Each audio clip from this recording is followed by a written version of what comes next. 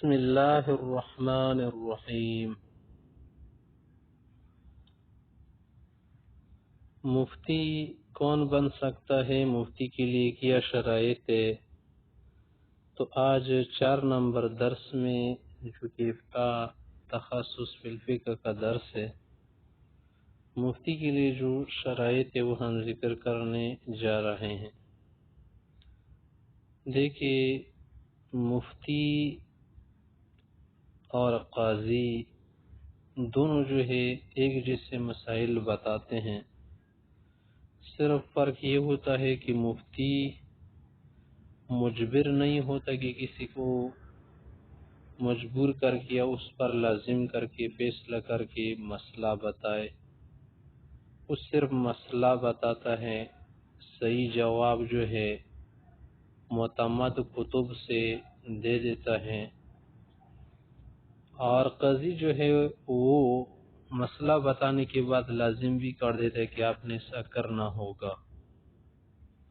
تو دونوں میں فرق ہے، اور شرائط جو ہے اسی بھی ایک جیسے دونوں کے لیے ہیں۔ پہلی شرط یہ ہے کہ مفتی مسلمان ہو۔ ظاہر ہے کہ تو بہت سی جگہوں میں یہ شرط لگ جاتی ہے نا کہ وہ مسلمان ہو۔ دوسری شرط یہ ہے محترم حضرات کہ وہ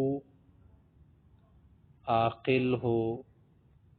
جب عاقل آپ نے کہہ دیا نا تو اس میں بالغ بھی آ گیا، کیونکہ عقل سے مراد ناقص عقل نہیں ہوتی نا، کیونکہ ناقص عقل تو بچے میں بھی ہوتی ہیں، مراد یہ پر کامل عقل ہوتی ہیں، اور کمال عقل اس وقت حاصل ہوتا ہے کہ جب بالغ ہو جائے۔ بلوغت کے بعد جو ہے عقل میں کمال آنا شروع ہو جاتا ہے، تو بالغ ہو اور کیا ہو، عاقل ہو۔ ٹھیک ہے، 2 شرط بھی بنا سکتے ہیں اس کو، اب 2 شرطیں بنائے، ایک بھی سمجھ سکتے ہیں۔ تیسری شرط یہ ہے کہ مفتی کے لفظ سے پتہ چلتا ہے نا کہ وہ مفتی جب ہوتا ہے ظاہر ہے وہ عالم بھی ہوتا ہے۔ تو مقصد یہ ہونا کہ فتویٰ دینا، مسئلہ بتانا، یہ عالم کا، مفتی کا کام ہوتا ہے۔ جو عالم نہ ہو، مفتی نہ ہو، وہ مسئلہ نہیں بتا سکتا، مسئلہ نہیں بتائے گا، فتویٰ نہیں دے گا۔ کیونکہ فتویٰ دینا ایک تو منہ سے مسئلہ بتانا ہوتا ہے، بہت سے لوگ مسئلے بتاتے ہیں، وہ الگ چیز ہے۔ ایک مفتی مسئلہ بتاتا ہے تو دلیل بن جاتا ہے، اس میں باقاعدہ مسئلہ لکھا ہوا ہوتا ہے، اس پر دستخط ہوتے ہیں، اس پر دارالفتاء کا نام ہوتا ہے، مفتی کا بھی نام ہوتا ہے، اور ساتھ میں توقیع کے ساتھ سٹیمپ جس کو آپ مہر کہتے ہیں، مہر بھی لگائی جاتی ہے۔ تو یہ چیزیں ضروری ہوتی ہیں نا، اس لیے مفتی جب مسئلہ بتاتا ہے تو وہ دلیل سے بتاتا ہے، صحیح مستند معتمد کتاب سے بتاتا ہے، ساتھ میں عبارات بھی ذکر کرتا ہے، حوالہ دیتا ہے، اور پھر اپنے الفاظ میں، آسان الفاظ میں، عام فہم انداز میں مسئلہ بتا دیتا ہے۔ مفتی کے لیے کیا ضروری نہیں محترم حضرات؟ یہ ضروری نہیں ہے کہ وہ مرد ہو، مرد ہونا مفتی کے لیے ضروری نہیں ہے۔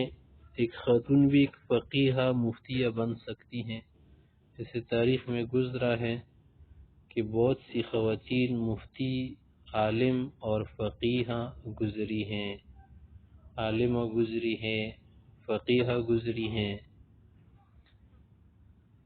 دوسری یہ بھی شرط نہیں ہے کہ وہ کیا ہو، آزاد ہو۔ آزاد ہونا مفتی کے لیے شرط نہیں ہے کہ غلام بھی مفتی عالم بن سکتے، جیسے تاریخ میں گزرا ہے کہ بہت سے غیر آزاد کردہ لوگ تھے کہ وہ مفتی تھے، عالم تھے، فاضل فقہا علماء گزرے ہیں۔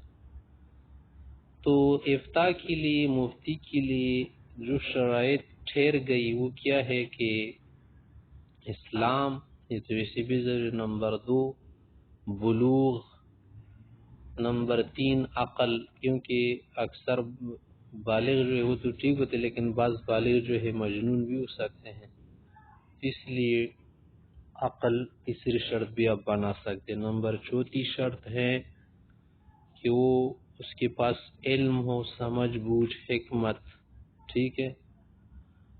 ہاں حریت آزاد ہونا اور رجل ہونا مرد ہونا ضروری نہیں ہے. حریت بھی شرط نہیں ہے، رجولیت بھی شرط نہیں ہے.